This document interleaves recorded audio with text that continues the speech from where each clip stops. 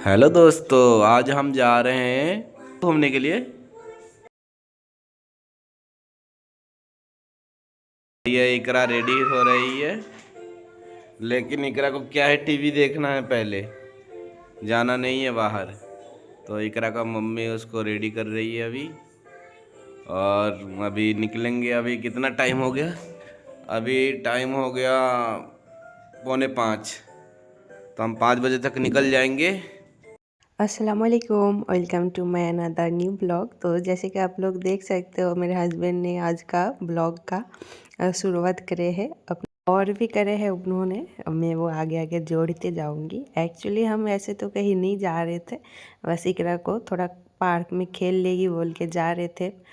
थोड़ा दूर पड़ता है, पार्क पास में उतना नहीं है।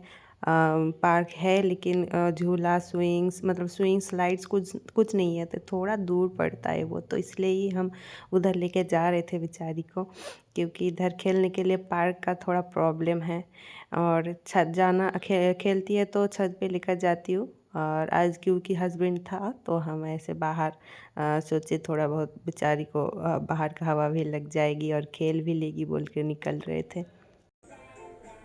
उसका ध्यान अभी टीवी में है ना, इसीलिए कुछ बोल नहीं रही है वो, नहीं तो रोने लगती है अभी तक। हाँ, वाओ, चलो गुड। और पार्क जाते जाते ना हमें एक रॉक गार्डन दिख गया था, तो उधर के लिए चले गए थे। दिल्ली में पहाड़ नहीं है, लेकिन ये दिल्ली के अंदर ये रॉक जो है, ये दिखना भी एक बहुत बड़ी बात है। पता नहीं ये बड़ी बड़ी पत्थर कहाँ से आया। यही डाउन साइड है।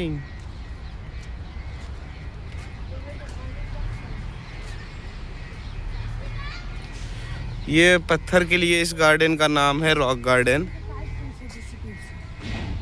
अभी हम रास्ते में हमें मिल गया था रॉक गार्डन। इकरा को दिख गया था ये, तो उसको खेलना है इसमें। इसमें छोटा सा पार्क टाइप का बना हुआ था। बस 10-12 ऐसे रॉक उधर पड़ा हुआ था और उसके चारों तरफ गार्डन टाइप बना के उसका नाम दे दिया गया था रॉक गार्डन। बस रास्ते में दिख गया था इसलिए हम चले गए, क्योंकि गूगल करके हम जाते ही कहीं जाते हैं तो गूगल में ही देखने को मिल गया था कि रॉक गार्डन करके एक फेमस स्पॉट है। तो उधर वैसे जाने का प्लान नहीं था, बस ऐसे दिख गया तो चले गए। बाकी अल्हम्दुलिल्लाह से कारवार में हम इतना वही रॉक वाला पहाड़ देख चुके हैं जो ज़िंदगी भर याद रखने लायक है। उधर जो पत्थर रखा गया था ना, उसी पत्थर का ही पहाड़ था जहाँ रह रहे थे हम पहले कारवार में। तो जो लोग कभी पहाड़ नहीं देखे होंगे उन लोगों के लिए शायद वो अच्छा जगह होगा घूमने जाने के लिए, रॉक गार्डन दिल्ली का। बाकी हम लोग इतना सारा देख चुके हैं पहाड़ कि हमें लगा वो देख के ना उतना ज़्यादा अच्छा तो नहीं लगा था। बस इकरा का खेलने का वो जो मकसद था वो हमारा पूरा हो गया, क्योंकि उधर इतना सारा झूले का ऑप्शन था और तरह तरह का था, इतना सारा था एक जगह में। तो इकरा खुश हो गई थी, तो बस इतने में ही हमारा शाम जो है उधर टहल वहल के हम आ गए थे घर। एक टाइम था जब ना इकरा ये स्लाइड में चढ़ने से इतना डरती थी, तो और सारे बच्चे देखती थी कि एकदम बिंदास स्लाइड कर रहे हैं, तो मैं ना बहुत टेंशन करती थी कि कब मेरे बेटी ऐसे स्लाइड कर पाएगी। लेकिन इधर पता नहीं बहुत दिनों बाद मिले उसे स्लाइड करने के लिए, लेकिन फिर भी उसे ना आ गया एकदम तुरंत। और मैं तो बाकी जहाँ मैं थी वहाँ पे वो नहीं कर पाती थी और सारे बच्चे करते थे, मैं देख के ना उदास हो जाती थी क्यों नहीं मेरी बेटी कर पा रही है। और घर आके हमें थोड़ा सा भूख लग गया था, तो हम बाहर गए थे थोड़ा भेलपूरी खाने के लिए। और ये दिल्ली में लास्ट इवनिंग था छुट्टी जाने से पहले। इसके अगले सुबह को मतलब दोपहर को हम निकलने वाले थे घर के लिए। और इकरा को इधर का दुकान का भी पता चल गया, बेचारी को कितना जगह का दुकान का खोज याद रखना पड़ रहा है। और इधर देखिए मेरे हस्बैंड जूस निकाल दे रहे हैं अनार का इकरा के लिए।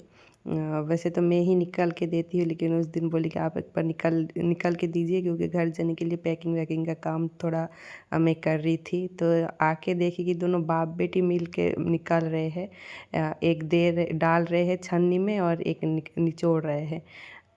तो मुझे देख के बहुत हंसी आ रहा था कि तो एक अनार का जूस निकालने के लिए 2 इंसान लग रहा है इनको, और मैं तो अकेले ही निकाल लेती हूँ जूस। और इकरा भी बहुत मज़े के साथ एकदम पापा के साथ दे रही थी काम में। তুমি আমার সাথে সাথে ঝগড়া করো, তুমি আমাকে ভালোবাসো না আগের মতো নিকরা, তুমি আমার সাথে ঝগড়া করো, তুমি আমাকে ভালোবাসো না।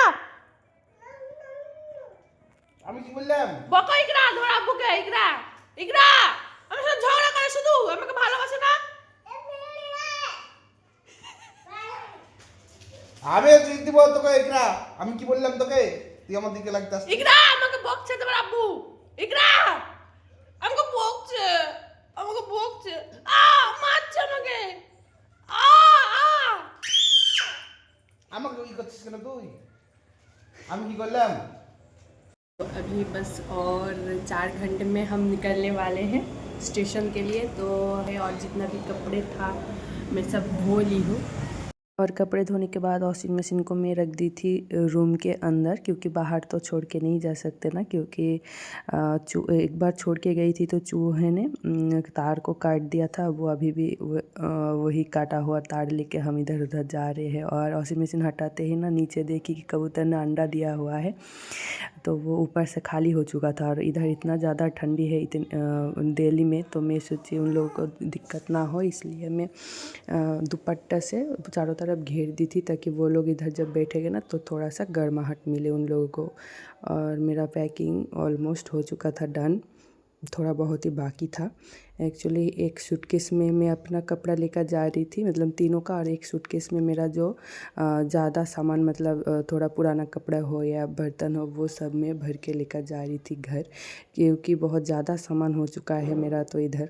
इसलिए मैं सोची कि ना दिल्ली थोड़ा पास में भी पड़ता है मेरा घर के, तो इधर से जब जब मैं छुट्टी जाऊँगी ना थोड़ा थोड़ा करके सामान पैक करके लेकर जाऊँगी, कम हो जाएगा इससे। और इकरा को भी बहुत ठंड लग रही थी, तो मैं उसको ऐसे लपेट दी थी। और जाने से पहले हम किचन का सारा काम को मैं समेट लूँगी, और मैं अपने साथ कॉर्न भी लेकर जाऊँगी इकरा के लिए। और इसमें एक फ्लास्क में लेकर जाऊँगी दूध इकरा के लिए, और इसमें लेकर जाऊँगी पानी, क्योंकि इस बोतल में ना पानी गर्म भी रहता है, और ट्रेन में एसी रहेगा तो ठंडी लगेगी। तो इकरा के लिए मैं पानी लेकर जाऊँगी। और इधर मैं चावल पका रही थी, और मैं पूरा फ्रिज को कर दी थी खाली। बार से घर जाती थी ना तो इतना तामझाम होता था, पूरा दिन लगता मेरा दिमाग ख़राब हो जाता था, दिमाग फट जाता था पूरा काम समेटते समेटते। अभी दिल्ली से घर इतना नज़दीक है, मतलब बस 14 घंटा, तो इतना मतलब लग रहा है कि पास में ही तो जाना है, एकदम चिल होकर सारा काम हो जा रहा है मेरा। सुबह से कुछ काम है ही नहीं ऐसा लग रहा है। और कारबार से जब जाती थी तो इतना भयंकर होता था ना हाल, क्या बताऊँ, 4 दिन 3 रात लगता था। इधर से बस शाम को बैठेंगे ना, दूसरे दिन सुबह को वेस्ट बंगाल पहुंच जाएंगे, और घाट पहुंचते पहुंचते दोपहर या तो शाम से पहले पहुंच जाएंगे। तो लग रहा है कि इतना पास में है। जब कारवार के लिए निकलती थी तो मेरा फेस एकदम पूरा पहले से ही टायर्ड हो जाता था। 4 दिन रास्ते में रहना बच्चों के साथ, और मेरा जो बेटी है वो तो 3 बच्चों को मिला के वो अकेली है तंग करने में। तो कौन एक्चुअली मैं ट्रेन में साथ लेकर जाने के लिए बनाई थी, लेकिन इकरा मांग रही थी तो उसको एक दे दी खाने के लिए। घर जाने के लिए बंदा कितना खुश हो सकता है, बीवी के पास आने के टाइम भी शायद इतना तैयार नहीं होता होगा। क्या আছে গো গ্রামে তোমার? হ্যাঁ, মুজ পর্যন্ত আচড়াতে হচ্ছে। হয়ে গেছে বোধহয় ভাত। একটা মার দাও, আমি তাও একটু হয়ে যাবে না, মার দাও। মার একটা। তাহলে বোধহয় মারবে না, বন্ধ করে দিতে হবে। और देखिए इधर मैं कर रही थी किचन का मेरा फाइनल काम फिनिश। जितना भी बर्तन निकला था खाना खाने के बाद, मतलब लंच करने के बाद ही हम निकले थे, जल्दी लंच कर लिए थे 10:30 या 11 बजे तक। तो वो बर्तन में समेट के फिर जाऊंगी। और क्योंकि 1 महीने की छुट्टी के लिए जा रही हूँ ना, तो जितना भी मेरे पास थोड़ा बहुत सब्जी तो उतना ज़्यादा नहीं बचा था, मैं एकदम हिसाब से ही लेकर आई थी। इस बार ज़्यादा नहीं बचा था, लेकिन जितना भी बचा था वो या तो मैं सामने का रूम वाले को दे देती हूँ, नहीं तो मैं जो कचरा उठाने के लिए आते हैं उन लोगों को दे देती हूँ। और मैं इकरा के लिए दूध अपने साथ लेकर जाऊँगी, तो उसको थोड़ा सा गर्म करके फ्लैक्स में डालूँगी, ताकि ट्रेन में जब पिलाऊँ तब थोड़ा सा ठंड रहे। और इधर मैं पानी को भी केटल में गर्म कर ली थी, वो भी मैं गर्म पानी इस बोतल में भी लेकर जाऊंगी इकरा के लिए। ज़्यादा करके गर्म करके ले जा रही हूँ, क्योंकि ट्रेन में तो ठंडा पानी मिलेगा, उसके साथ मिक्स करके इकरा को दे पाऊँ इसलिए।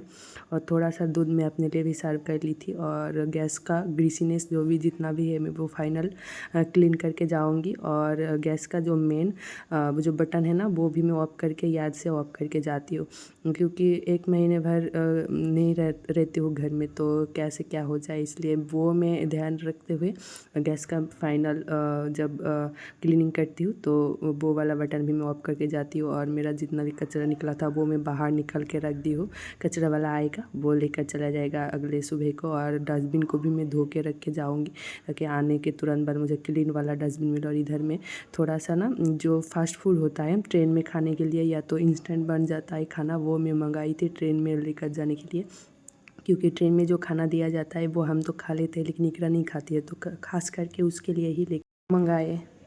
जस्ट अभी निकलने ही वाले थे, बाहर आके देखे कि किस हाल में है, तो मैं देखी को और एक अंडा दे के चले गए।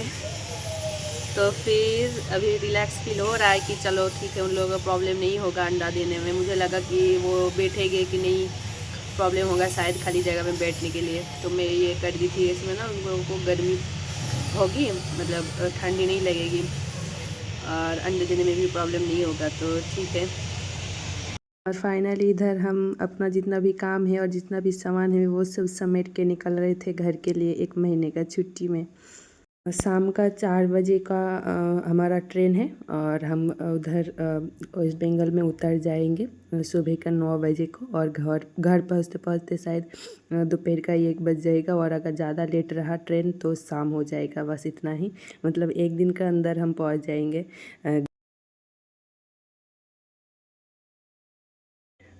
तो ठीक है, आज के लिए इतना ही। मिलते मेरे नेक्स्ट ब्लॉग में। आगे मैं पार्ट 2 में दिखाऊंगी मेरा घर जाने का सफ़र।